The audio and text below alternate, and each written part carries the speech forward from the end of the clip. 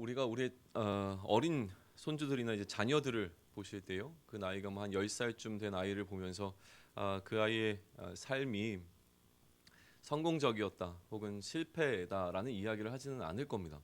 왜냐하면 여전히 그에게는 좀 남아있는 많은 인생의 여정들이 있을 거라고 기대하기 때문에 그렇죠. 결국 우리는 우리의 삶을 평가할 때에 우리의 삶의 어떤 특정한 부분, 일부분을 통해서 우리가 성공적인 삶을 살았다 혹은 실패한 인생을 살았다라는 이야기를 하는 것이 아니라 삶의 전체의 모습을 다 돌아보고 그 한 사람의 삶의 전체의 내용을 보고서 이 사람이 이 땅 가운데서 어떠한 삶을 살았는가에 대한 평가를 아마 내리게 될 겁니다. 이러한 평가를 내릴 하나님 역시도 우리의 삶의 전체를 바라보시면서 우리의 삶을 평가하시게 될 텐데요. 우리의 삶의 일부분만을 내어놓고 하나님께서 평가하지 않으신다는 것이 어떻게 보면 우리에게 큰 힘이 되어집니다.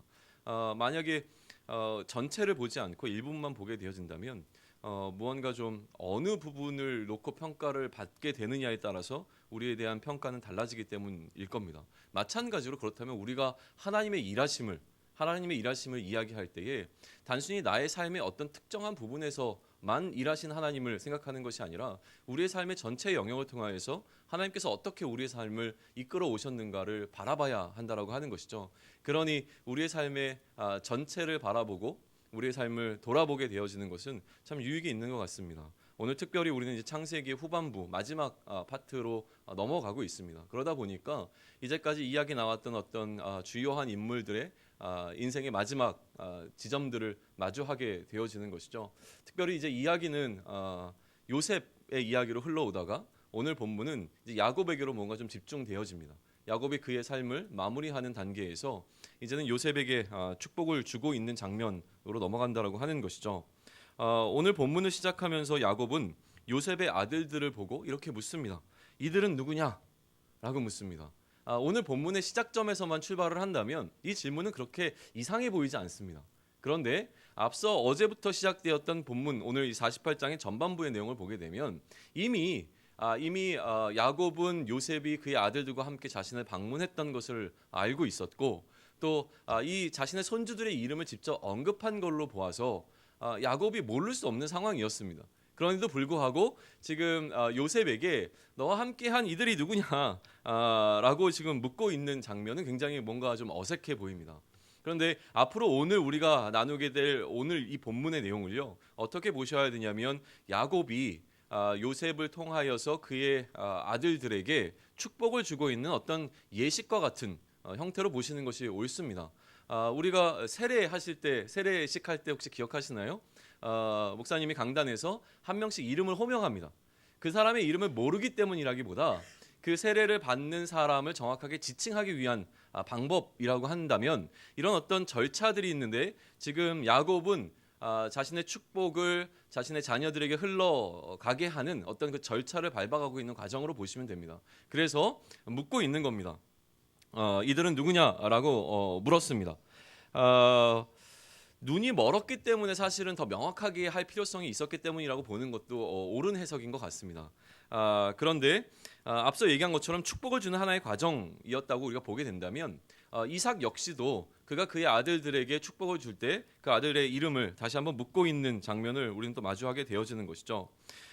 이런 개념 속에서 보게 되면 요셉 역시 이 아들들의 이름이 누구입니다라고 답변하지 않고 있는 것이 보입니다.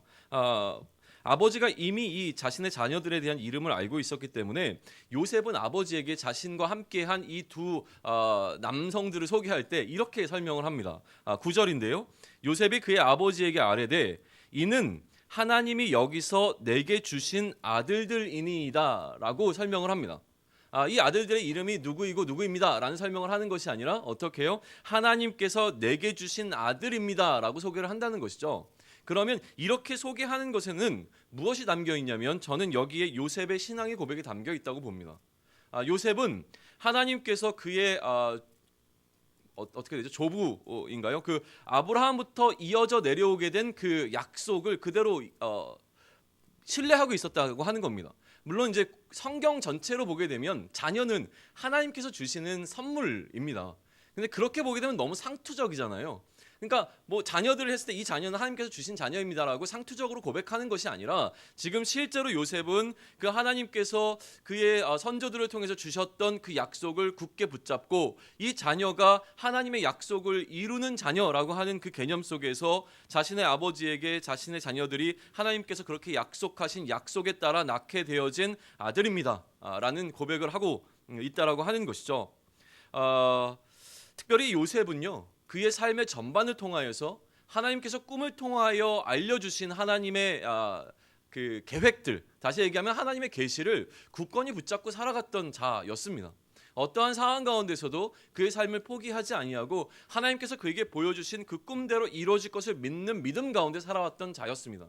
그러니 마찬가지로 그에게 어떠한 믿음이 있었냐면 그의 아버지와 또 그 아버지의 아버지에게 주셨던 하나님의 약속이 자신을 통해서 이루어지고 있다라고 하는 것에 대한 굳건한 신뢰가 있었을 것이고, 그것에 대한 고백으로 지금 이야기하는 것이 이 아들들은 하나님께서 나에게 주신 것입니다, 그 약속을 따라 주신 아들들입니다라는 고백을 하고 있다라고 하는 것이죠.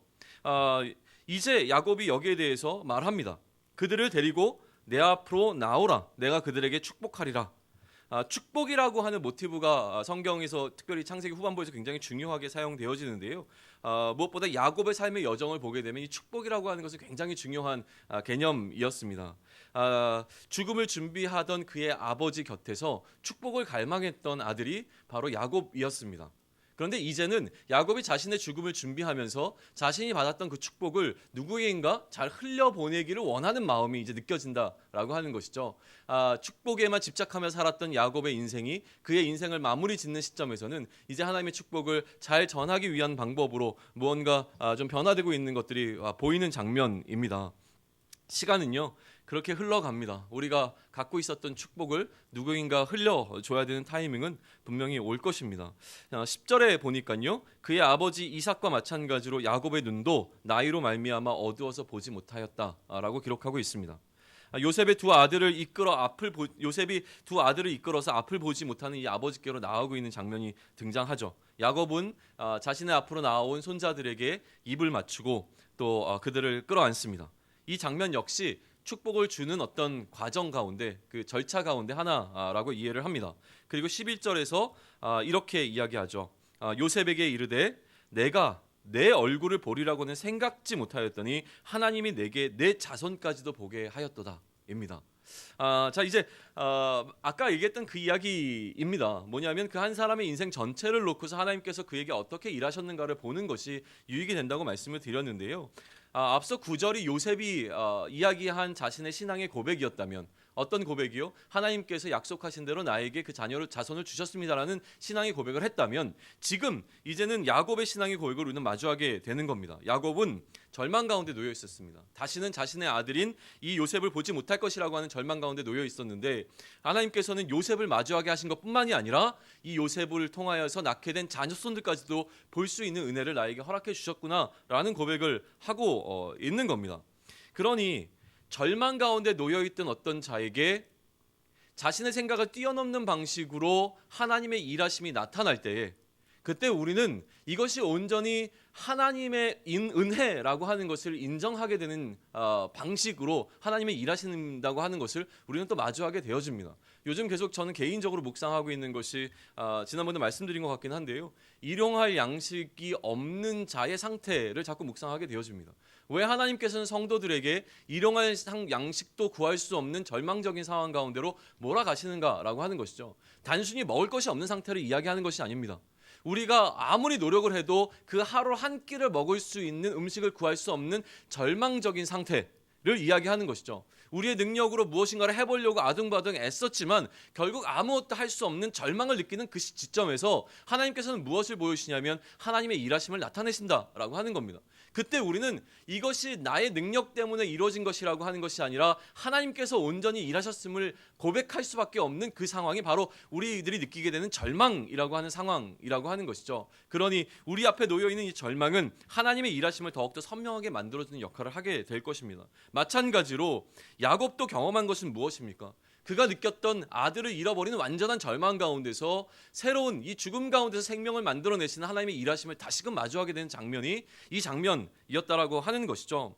우리 가운데 어떠한 절망이 놓여져 있습니까? 건강의 문제, 혹은 재정의 문제, 혹은 관계의 문제, 어떠한 문제든 마치 우리에게 일용할 양식을 구할 수 없을 것 같은 절망적인 상황을 우리는 마주하게 될 겁니다. 그러나 그 상황 가운데서 우리가 놓지 않고 기대해야 되는 것은 무엇입니까? 그 상황 가운데서 일하실 하나님의 일하심이라고 하는 것입니다. 12절인데요. 요셉이 아버지의 무릎 사이에서 두 아들을 물러나게 하고 땅에 엎드려 절하고, 이것 역시도 축복을 주는 절차 가운데 하나였다고 하는 것이죠. 이제 아들들을 이제 끌어내서, 아버지 곁에서 끌어내서 다시 땅에 엎드려 절합니다. 그리고 난 다음에 14절로 넘어가서 이제 축복을 받기 위하여 어떤 장소를, 위치를 배정을 하는데요. 오른손 쪽에는 누구를? 에브라임을, 이스라엘의 왼손에는 오른손으로는 에브라임을 이스라엘의 왼손을 향하게 하고, 왼손으로는 므낫세를 이스라엘의 오른손을 향하게 하여 이끌어 그에게 가까이 나아가매라고 되어 있습니다. 그러니까 지금 야곱의 기준에 있어서 오른손 쪽에 누구를 놓느냐가 사실은 중요했던 거예요. 우리 예전에 이런 얘기 하지 않았습니까? 바른 손이라는 이야기 했잖아요. 바른 손. 바른 손이 어떤 손입니까? 오른손. 어떻게 오른손이 바른 손입니까? 왼손은 틀린 손입니까? 그런데 이제 개념 속에서 우리는 아무래도 이제 오른손이 좀 우세했기 때문에 오른손으로 밥 먹어라, 오른손으로 글씨 써라 막 이렇게 했는데, 요즘 들어서는 사실은 양손이 더 좋다 그래가지고 또 왼손 쓰는 거에 대해서 좀 권장을 하고 이러지 않습니까? 근데 성경적으로 오른손이 갖고 있었던 상징적인 의미가 있습니다. 오른손은 영광과 축복이라고 하는 자리로 계속 이해가 되어졌기 때문에 오른쪽에 누구를 세우는가가 참 중요했는데요. 그렇기 때문에 지금 사실은 이 요셉 같은 경우에는 오른손으로, 야곱의 오른손으로 그의 장자를 축복하기를 조금 더 이제 바라는 마음이 있었을 것입니다. 그런데 14절에서 야곱은 의도적으로 동생 에브라임을 오른손으로 축복하고 있는 것이 보입니다. 이스라엘이 오른손을 펴서 차남 에브라임의 머리에 얹고 왼손을 펴서 므낫세의 머리에 얹으니 므낫세는 장자라도 팔을 바꾸어 얹었더라라고 기록이 되어 있습니다. 그리고 난 다음에 이제 15절과 16절로 넘어가게 되어지는데요. 이 15절과 16절은 사실은 이제 유대식 축복, 유대인들이 축복했던 축복의 어떤 기도의 원시적인 형태라고 보게 되어집니다. 여기서 이제 하나님의 이름을 3번 부르게 되어지거든요. 그가 요셉을 위하여 축복하여 이르되 내 조부 아브라함과 아버지 이삭이 섬기던 하나님, 한번 부릅니다. 나의 출생으로부터 지금까지 나를 기르신 하나님, 두 번째 불렀고요. 나를 모든 환난에서 건지신 여호와의 사자라고 부르는데요. 이게 이제 한 명의 사자를 지칭하기 때문에 이 역시 하나님께서 인간의 우리 삶 가운데 실존하는 모습으로 나타나신 하나님에 관한 것으로 이해를 합니다. 그러니까 3번에 걸쳐서 하나님의 이름을 부르고 있는 것이라고 이야기 되어지는데요. 이후에 나중에 우리가 조금 더 발전된 형태로 모세가 하나님의 이름을 3번 부르고 있는 것을 좀 보게 되어질 것이고요. 마찬가지로 우리가 익숙한 축복의 기도가 있지 않습니까? 축도라고 불리게 되어지는데, 고린도서에서 보게 되면 이제 바울이 사용한 것이죠. 이제는 우리 주 예수 그리스도의 은혜와 하나님 아버지의 사랑과 또 성령의 교통하심이라고 하는 삼위 하나님의 이름을 부르게 되는 것. 마찬가지로 이것을 영어로 하게 되면 May the grace of Jesus Christ라고 하면서 이제 May라고 하는 단어를 사용하게 되어지는데요. 마찬가지로 이 15절과 16절을 영어로 번역했을 때는 이 May God이라고 하는 말이 3번 등장합니다. 그러니까 마찬가지로 이것도 어떻게 보면 하나님의 이름을 부르는 축복의 어떤 형식이라고 좀 이해하는 경향이 있는 것 같습니다. 그러한 형식이든 아니든 간에 이 3번의 하나님을 부르고 난 다음에 축복하는 야곱의 기도, 축복의 기도 속에는 야곱의 삶이 녹아져 있는 것이 보여진다 라고 하는 겁니다. 보시죠. 계속 이어서요. 이 아이들에게 복을 주시며 이들로 내 이름과 내 조상 아브라함과 이삭의 이름으로 칭하게 하시오며 이들이 세상에서 번식되게 하시기를 원하나이다 라고 되어 있습니다. 지금 죄송합니다. 아까 하나님의 이름을 3번 불렀잖아요. 3번 부르는 이 하나님을 부를 때에 야곱이 그의 삶 가운데서 경험한 하나님에 대한 이해가 이 하나님을 부르는 부름 가운데 담겨 있다라고 하는 겁니다. 이 얘기를 제가 설명 빼놓고 넘어갔는데요. 지금 어떻게 보냐면 아브라함과 아버지 이삭이 섬기던 하나님이라고 하는 것은 그 신앙이 어디로부터 흘러왔는가라고 하는 것을 분명히 보여주는 장면입니다. 두 번째, 나의 출생으로부터 지금까지 나를 기르신 하나님이라고 하는 것은 나를 기르시는 목자 되시는 하나님에 대한 개념입니다. 당시 시대를 살아가던 사람들에게는 신이 자신들의 목자가 되어진다라고 하는 개념이 있었는데, 마찬가지로 지금 야곱은 자신의 하나님을 자신의 목자라고 인정하고 있는 신앙의 고백이 나오고 있는 것이죠. 마지막으로 나의 모든 환난에서 건지신 여호와 사자라고 하는 부분이 있는데, 우리는 잘 알고 있습니다. 야곱이 하나님의 사자를 만나서 어떠한 일을 했는지, 그래서 지금 그의 삶의 경험을 통하여서 하나님의 사자가 자신에게 약속한 그 생명의 문제를 해결하는 방식으로 살아갈 수 있었음에 대한 고백을 지금 하고 있는 것이 하나님을 부르는 그의 방식 속에 다 녹아져 있다라고 하는 것이죠. 그러면 우리는 하나님을 바라볼 때 어떻게 바라봅니까? 나는 별로 사랑하지 아니하시고 내 옆에 있는 사람만 사랑하시는 하나님이라고 부릅니까? 아니면 나의 인생을 지금까지 인도하시며 늘 나와 동행하시는 하나님이라고 고백하고 계십니까? 내가 하나님을 부르는 그 부르짖음에 우리의 신앙의 고백이 담겨 있을 수 있어야 한다라고 하는 것이죠. 그러한 하나님을 부르고 난 이후에 지금 야곱은 요셉을 위하여, 요셉의 자녀들에게 축복하지만 요셉을 위하여 축복하는 축복의 내용입니다. 이 아이들에게 복을 주시며 이들로 내 이름과 내 조상 아브라함과 이삭의 이름으로 칭하게 하시오며 이들이 세상에서 번식되게 하시기를 원하나이다 라고 합니다. 두 가지 축복이 강조되고 있는데요. 하나는 무엇이냐면, 우리가 하나님을 부를 때에 아브라함과 이삭의 하나님이라고 불렀던 것과 마찬가지로 이제는 아브라함과 이삭의 하나님, 그리고 누구의 하나님? 야곱의 하나님으로 불러줄 수 있는 복에 관한 이야기를 하고 있는 것입니다. 그리고 난 다음에 이 자녀들이 마찬가지로 하나님께서 아브라함에게 주셨던 그 약속을 그대로 이어받아 자녀를 번성케 하는 그 축복을 누릴 수 있는 은혜를 달라라고 하는 기도를 하고 있는 것이죠. 그런데 이러한 축복이 내려지고 있을 때 한 사람의 마음이 불편했습니다. 누구의 마음이었습니까? 요셉의 마음은 불편했습니다. 왜냐하면 사실 요셉은 그러면 안 되잖아요. 요셉이 어떠한 특혜를 받으면서 편애를 받으면서 자라왔는지 기억한다면 요셉은 그러면 안 되는데, 요셉 마음속에도 무언가 장자를 더 사랑하는 마음이 분명히 있었던 것 같습니다.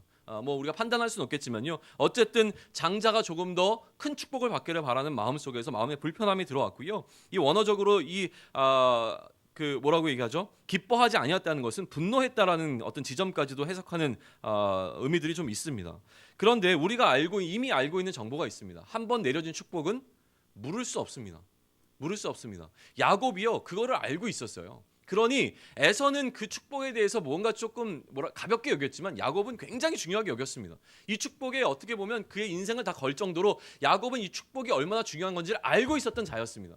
그러한 야곱이 아무 의미 없이 손을 엇갈려서 실수를 했겠습니까? 눈앞이 안 보인다고? 그것이 아니라 야곱에게는 분명히 그들을 그렇게 축복해야 되는 이유가 그에게 있었을 것이라고 하는 것을 우리는 좀 신뢰할 필요가 있는 것 같습니다. 정확하게 왜 그런지에 대해서는 설명이 나오고 있지 않지만, 그러나 오늘 하나님께서는 야곱에게 그러한 마음을 주셨고, 야곱이 그 하나님께 주신 마음에 따라서 분명하게 그의 축복을 차자에게로 지금 흘러가게 하고 있는 장면입니다. 그런데 약간 우리는 헷갈리는 것은 무엇이냐면, 뭐라고 하죠? 요셉이 분노하고 있는 이 장면 때문에 좀 헷갈리는데요. 근데 가만히 생각해 보면 손의 위치, 오른손에 이 차자가 있었다는 것을 제외하고 축복의 내용은 동일하게 두 아들에게 흘러갑니다. 그렇죠? 똑같이 손을 올린 것도 똑같았고요. 그 다음에 축복의 내용도 사실은 동일했습니다. 그런데 오른손 쪽에 누가 있었냐에만 집중하게 되어지면 이것 때문에 이제 마음이 상하게 되어지는 것이죠. 그럴 때 이제 요셉이 야곱에게 얘기하죠. 아버지가 혹시 아마 눈이 잘 안 보여서 그러는지는 모르겠지만 그렇게 하지 마십시오. 뭔가 좀 잘못됐습니다. 그랬더니 19절에 넘어가면서 야곱이 뭐라고 얘기합니까?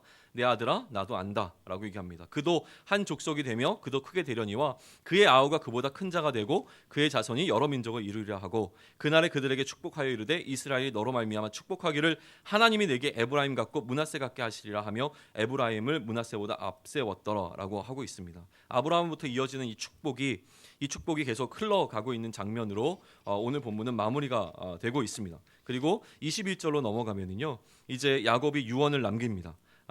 이스라엘이 요셉에게 또 이르되 나는 주구나 하나님이 너희와 함께 계시사 너희를 인도하여 너희 조상의 땅으로 돌아가게 하시려니와 내가 내게 내 형제보다 세겜 땅을 더 주었나니 이는 내가 내 칼과 활로 아모리 족속의 손에서 빼앗은 것이니라. 시간이 없어서 일단은 마무리를 하겠습니다. 야곱의 이야기가 이렇게 마무리가 좀 되어가고 있는데요.